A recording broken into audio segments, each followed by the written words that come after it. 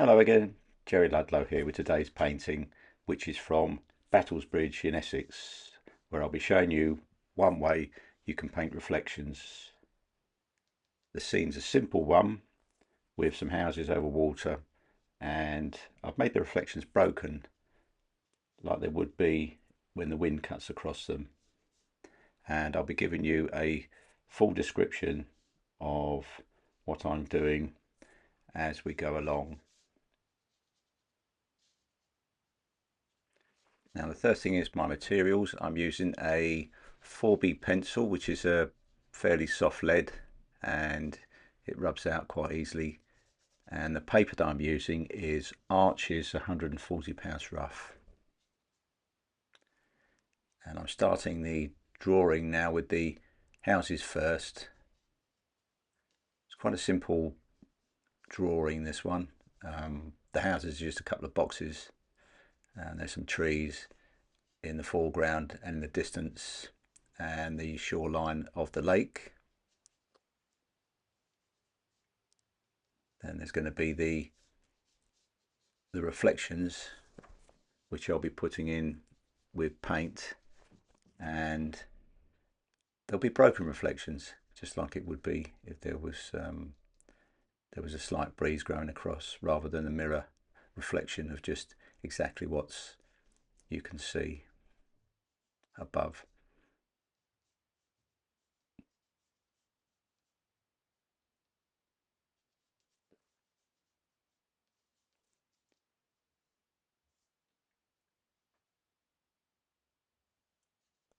I'm going to be making it a nice sunny day as well, so there'll be some shadows coming from with the sun coming from the right, so the shadows will be on the left hand side of the buildings, and also the shadows will be shown in the water below as well.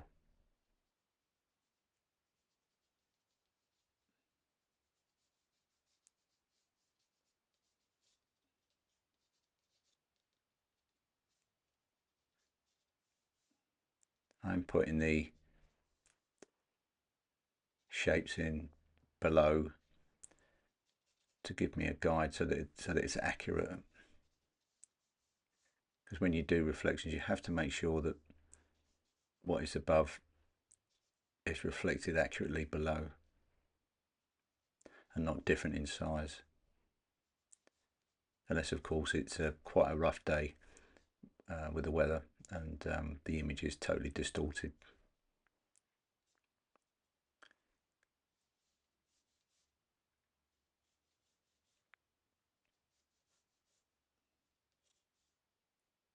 These are just a couple of cottages that have been here for a long time, and they've had a lot of work done on them now, but they're still got things like the windows slightly out of line and things like that, and they're quite old.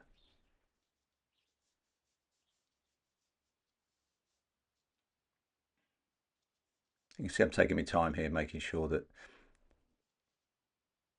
this is accurate.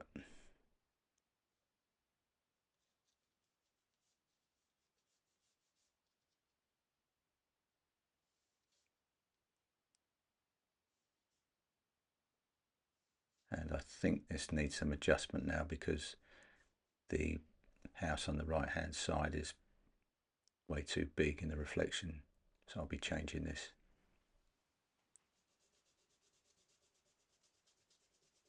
Easy enough to lose the pencil with the putty rubber. This is quite a hard putty rubber that I prefer to use.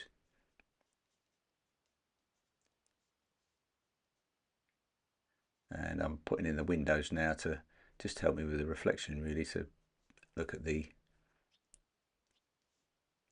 size of the walls with the windows in.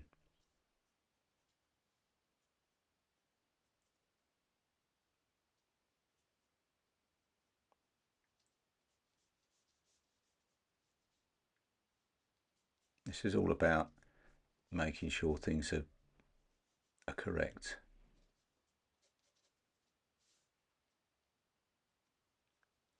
So it's not too bad rubbing things out and going again, rather than trying to make things work after you've started, because once you start to paint, it's much more difficult.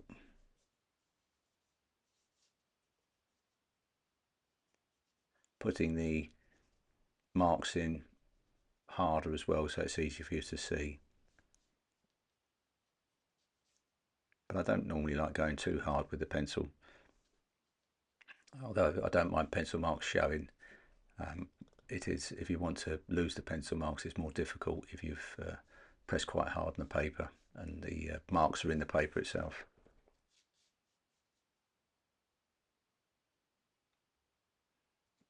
There's a little bit of water in the distance on the right hand side,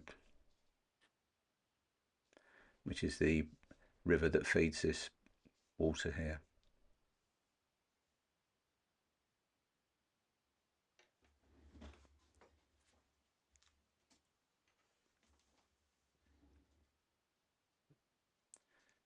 As you can see, I've got the area of interest in the centre right, not bang in the centre, which would make it a bit less interesting.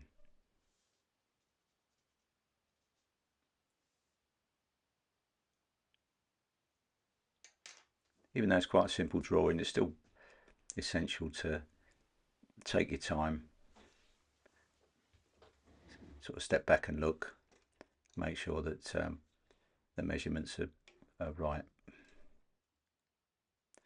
because if you don't, it will be glaringly obvious once you get to the nearly finished painting stage.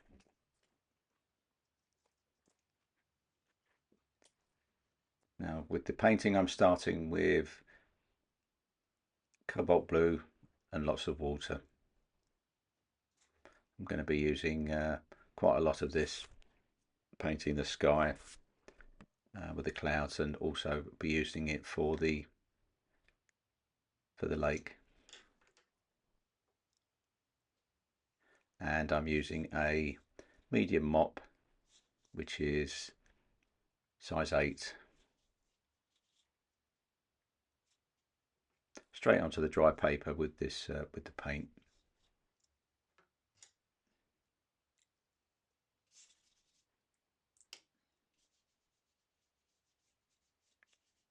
And going over now with some clean water, give the impression of some clouds.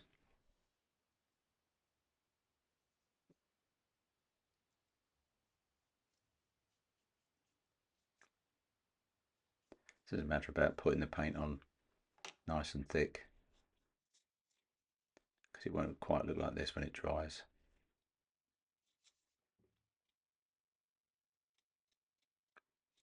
Thing to remember when you're doing things like skies and putting the washes on is that if it looks right when you first put it on, it isn't right. You need to make it a bit with a bit more pigment on there.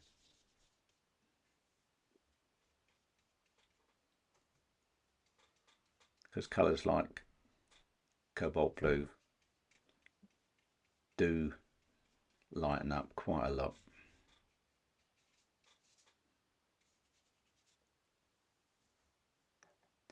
So a nice quick sky, and then using the same mixture to do the lake, keeping the house to the right clear of any paint, because that's going to be a white house, but the rest is okay to go over. That's just going to be a brick colour, and of course the trees and the other houses.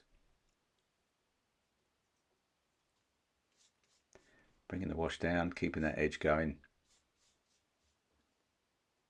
so that it doesn't dry out, then you leave it with marks.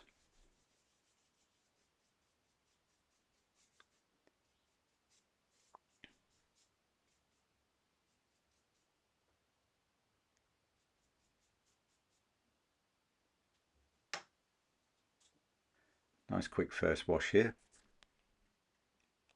cover the whole painting.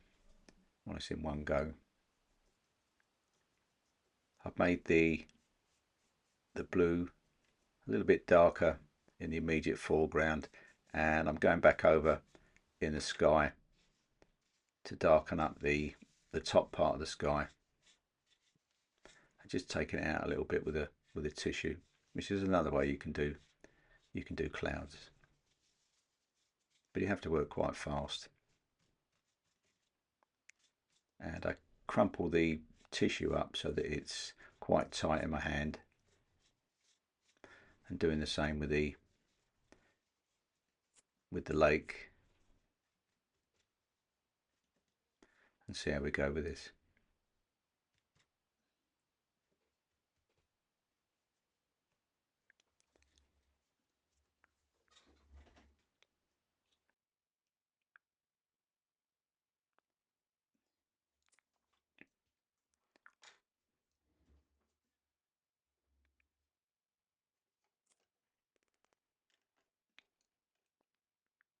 That's the first wash dried now, so I've moved this on, and we'll be doing the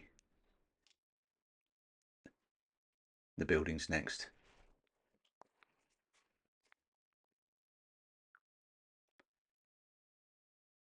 Doing a wash of light red on the roofs.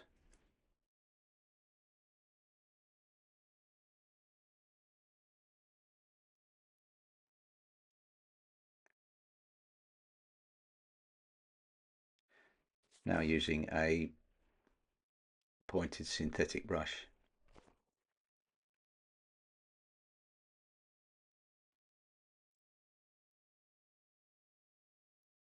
Just varying the colours in the roof, light red and raw umber.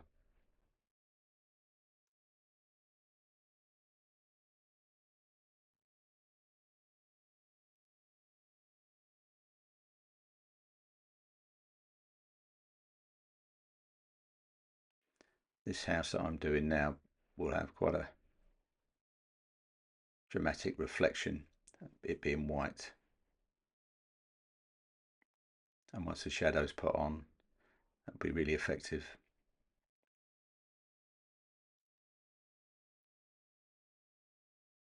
And there's a couple of houses just to the left. Put them in very quickly.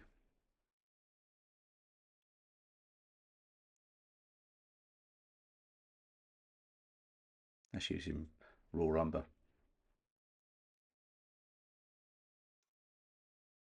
and burnt sienna.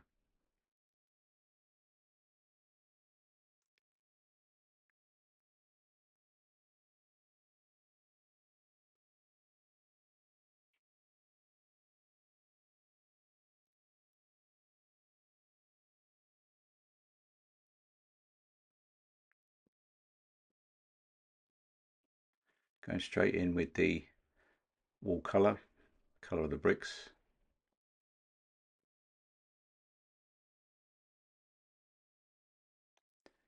That is burnt sienna.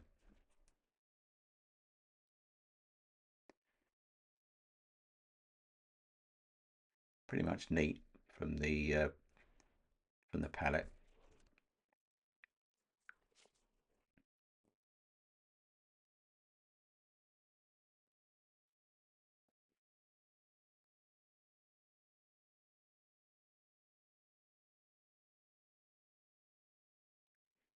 And there's a house tucked in amongst the trees there, which is going to be going in with a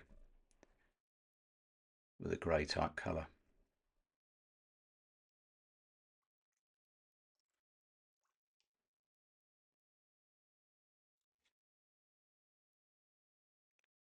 Still using the same brush, just washing it out as we go.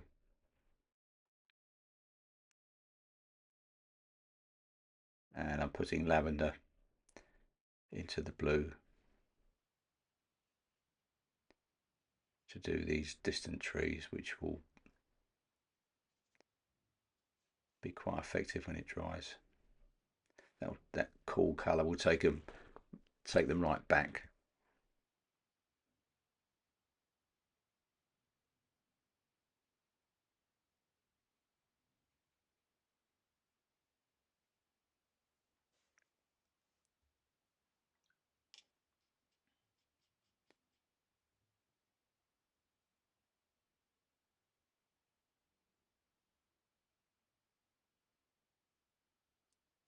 The main thing when you're doing these distant trees and hills and things is to keep it quite random, not too much the same.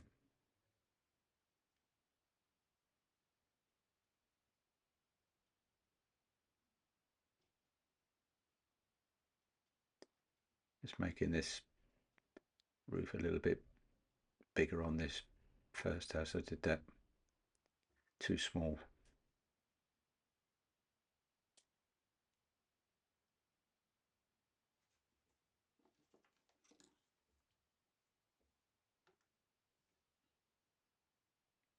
Putting some white on the palette.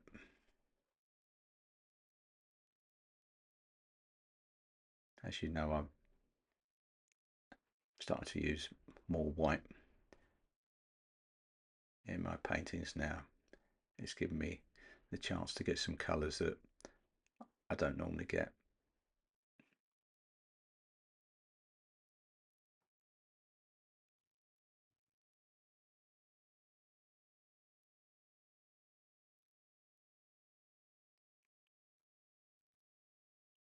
Putting in the bank.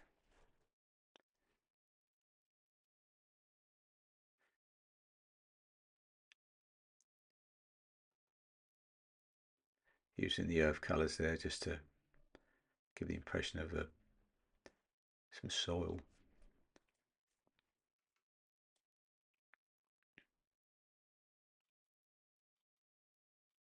And then some reeds to the left hand side.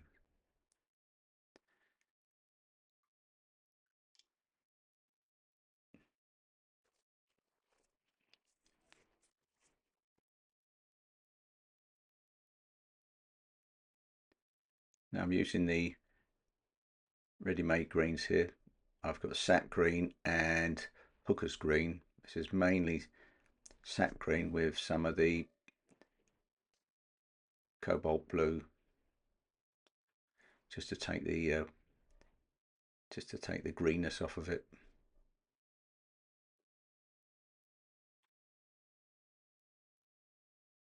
Sideward marks with the brush. Get the impression of foliage.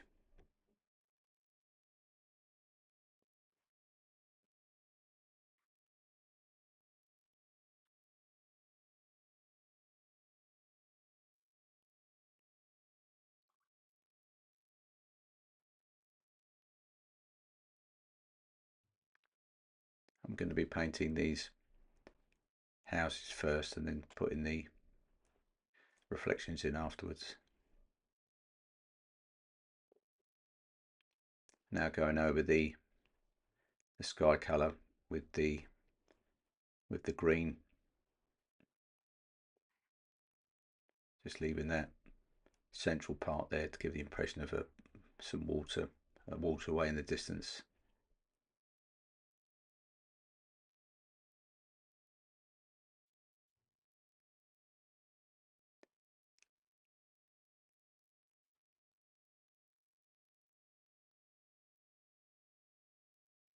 This is what you have to do when you're planning your painting, when there's areas of sky and water, and think to yourself whether you need to stop and leave the paper white, or in this case just go straight down and then paint it over afterwards with the with things like the trees and the grass and bits and pieces like that. If they're darker, it won't matter. And in this case I was able to leave the central part as the water from the river.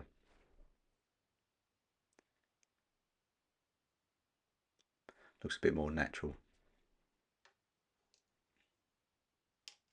Putting some darks into the green and blending them with clean water.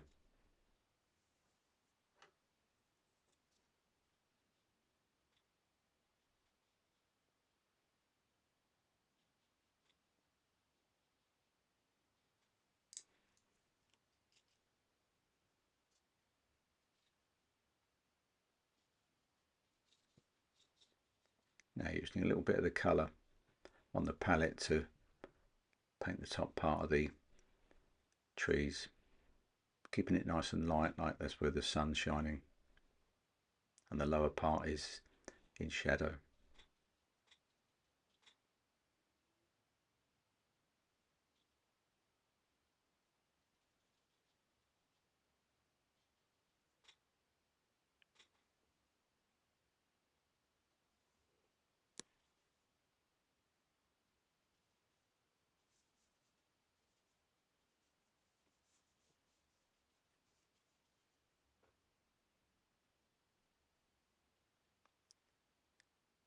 Putting some real darks at the base of the bushes and the houses, which will look better when they dry, but it will be light and dark again. Light houses, light trees, and dark shadows, dark bushes.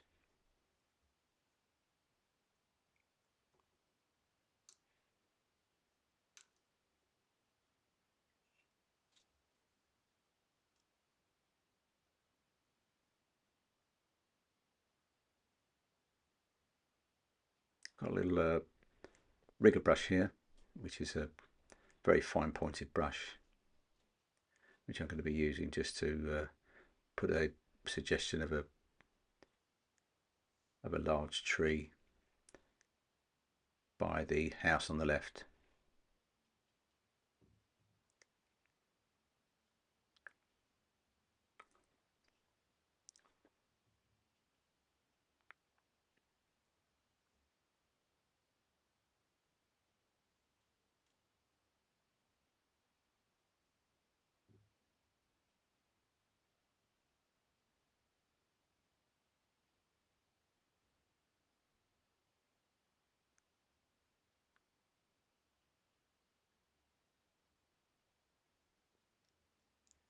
And then there's another tree to the right hand side of it.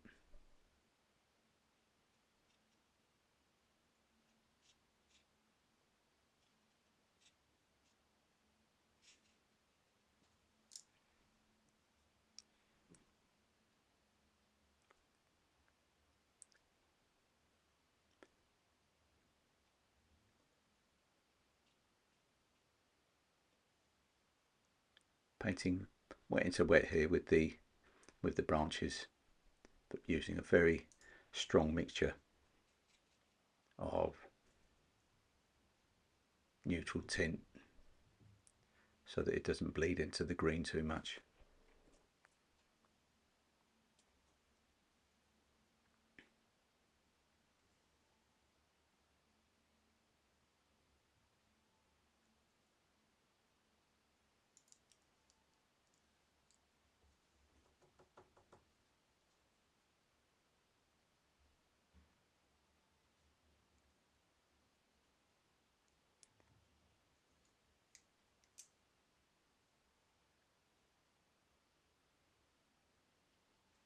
Putting in the next row of trees, which is slightly forward of the far distance, using some dark paint, Payne's grey, with some of the green, and putting the bank of the river in at the same time, nice and dark.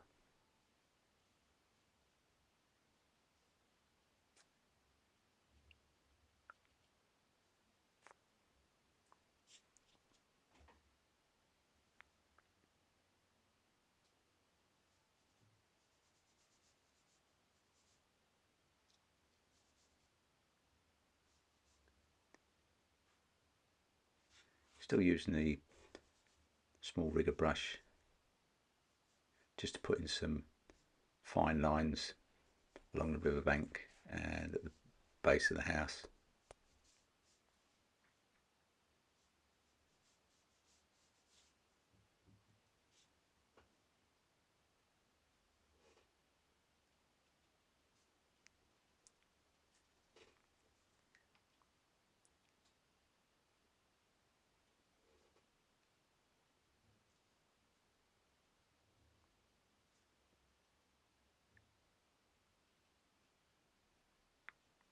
This is the base of the reeds on the left hand side, and putting in the dark reflection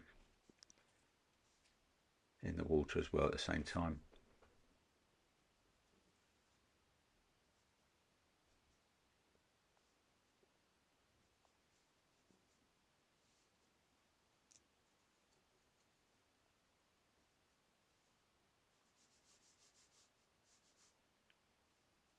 Just varying the colours slightly as we go along.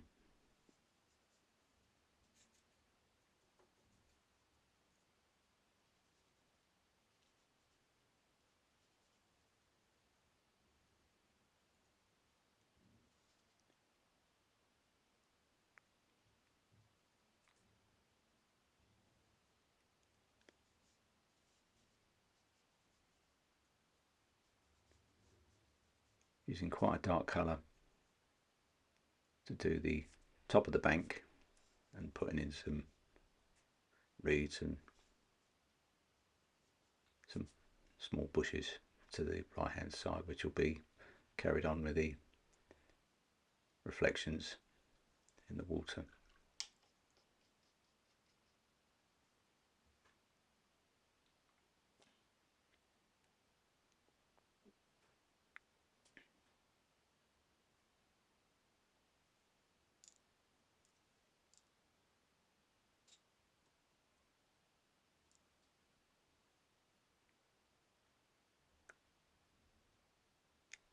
And now doing these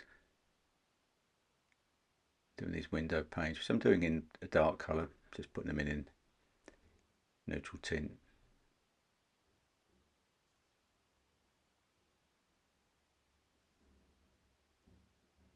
Not making too much fuss.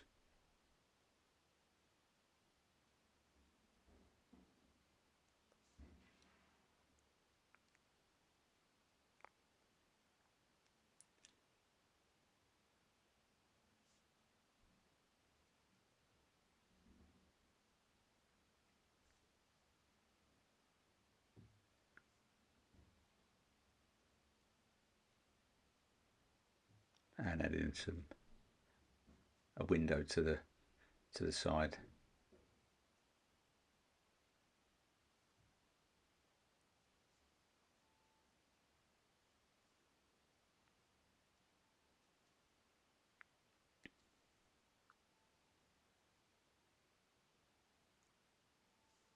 Going to more or less completely finish this top part before I do the reflections.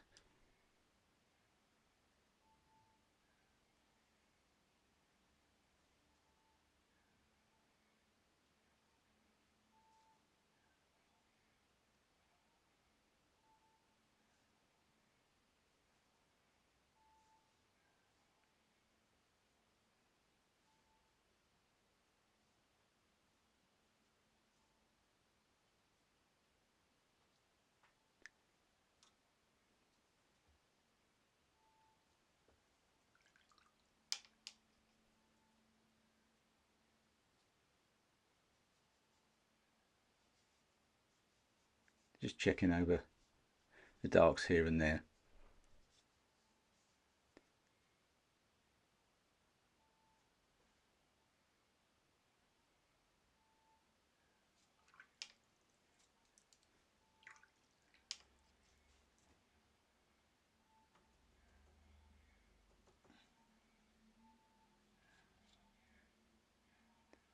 And making a second wash in the grassy area on the right hand side with a little bit of cadmium yellow in the green mixed, which will make it bring that area forward, as it's quite a warm colour.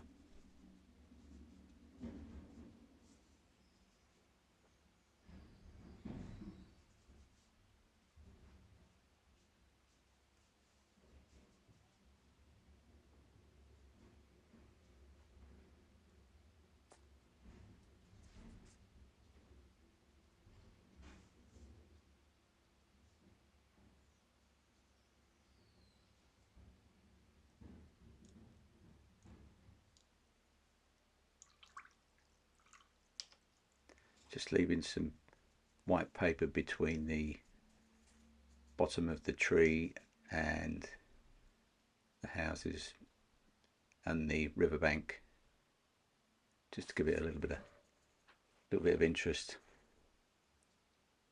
make it look like there's some path or something there.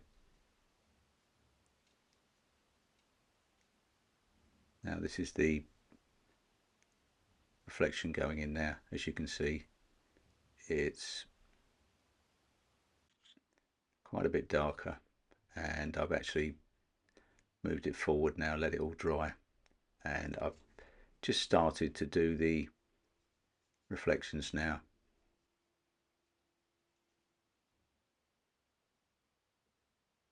As you can see, I'm not just doing the line straight across, I'm curving them. A bit like the water would be, say if you threw a large stone in and then you see the reflections going off in a circular motion. But these are just going to be in a kind of a semicircle. At the top of the images, by that I mean the top of the trees, the top of the house. Just putting some lines in, like there was some distortion there caused by some wind.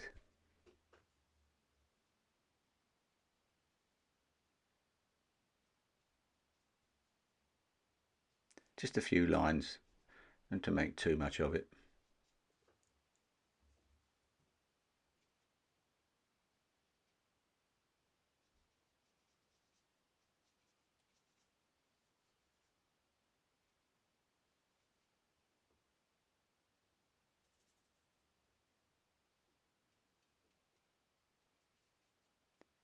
As you can see, the colour in the reflections is quite a bit darker than the actual houses and trees. You find that with the reflections, things that are light appear darker and things that are dark appear lighter, which is the case in most instances.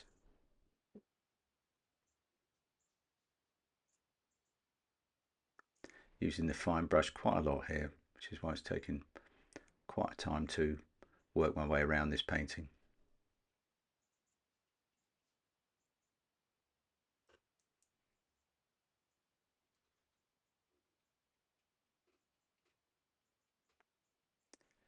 A slightly larger nylon brush with a fine point on it.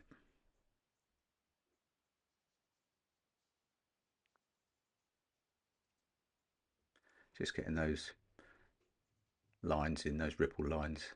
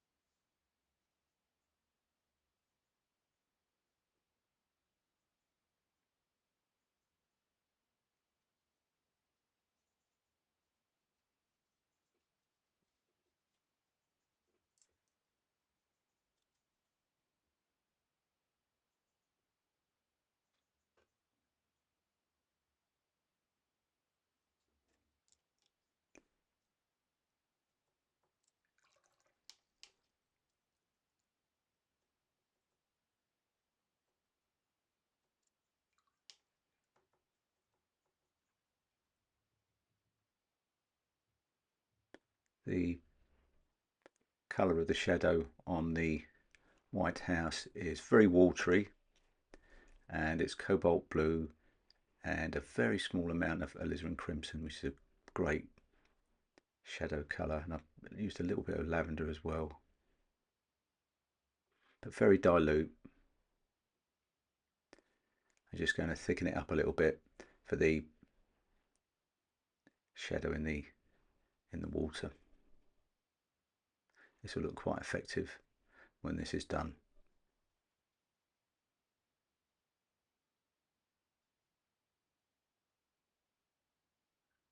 Once again, just distorting the top, putting some lines in there.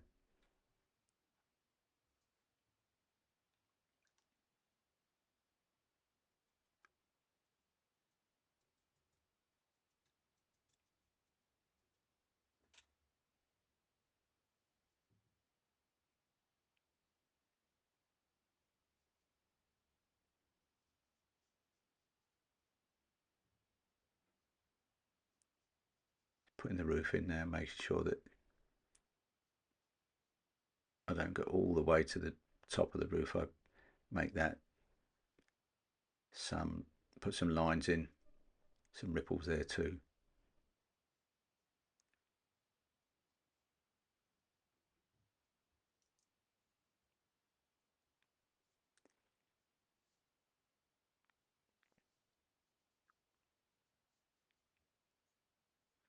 So there's just a little bit of a breeze going on here, just enough to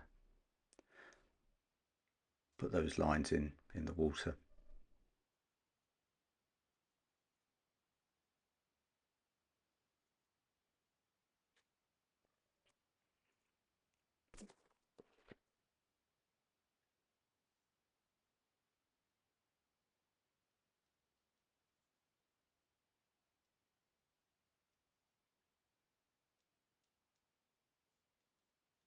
Keeping the main part of the house is fairly simple, not doing too much with those, just leaving all the ripple effect for the top part, like it's happening in the centre of the lake and going outwards.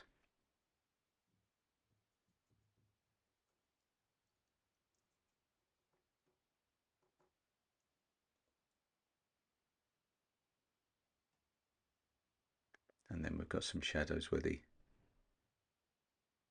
sun's slightly overhead. Same mixture, cobalt blue and alizarin crimson. It's a very good shadow colour. You can use it in quite a lot of instances.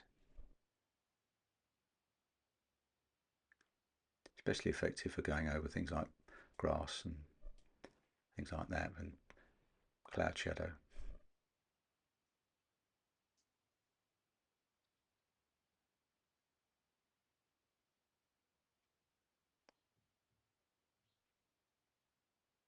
Just putting some more branches in. Just giving it a little bit more. It's quite plain, so I'm just giving it a little bit more interest.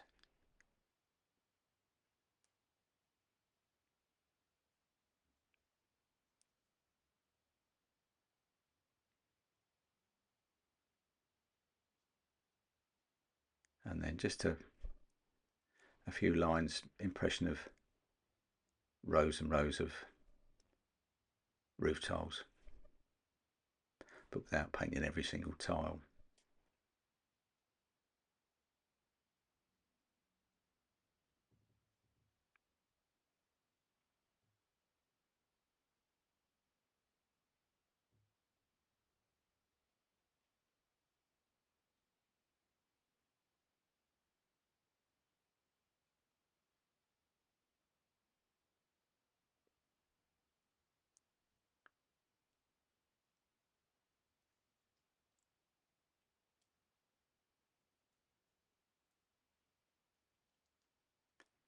Just adding some marks along the shoreline, just trying to add to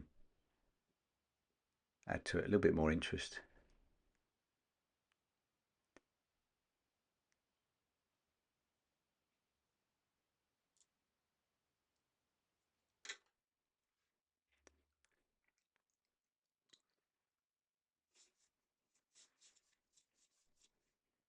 Now what I'm going to do here is I'm going to make the lake darker. It's far too light, so I put clean water across the entire paper, and I'm going to be bringing in some blue, which is cerulean blue and mainly cobalt blue. Just working that forward.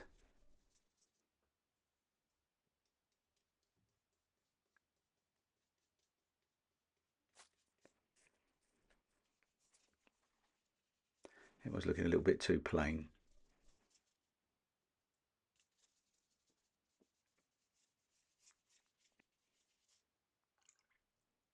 I'm going to merge this into the existing water.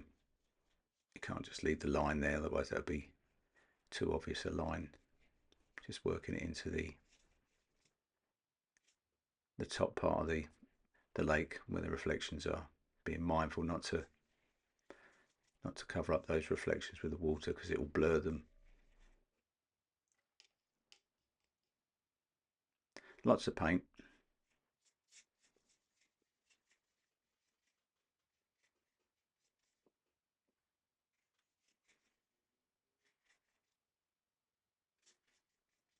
And this should dry out much better.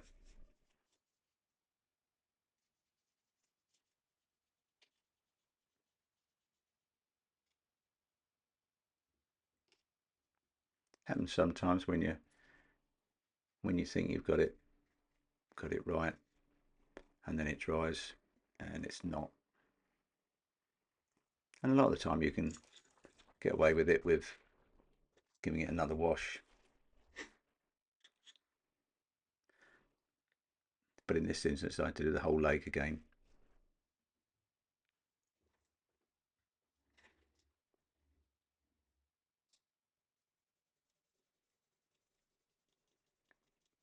And just taking these pencil marks off on the White House.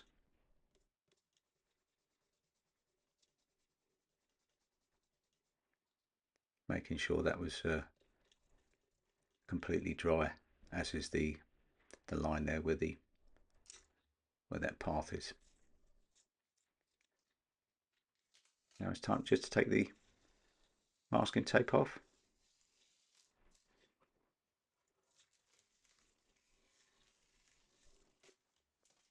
Just regular masking tape, what you'd use for decorating, nothing fancy. It's fine if it's just on there for a few hours. I wouldn't leave it on overnight, and it'll start to tear the surface of the paper. And there we go. Battlesbridge with reflections. Hope you enjoyed it. See you again soon.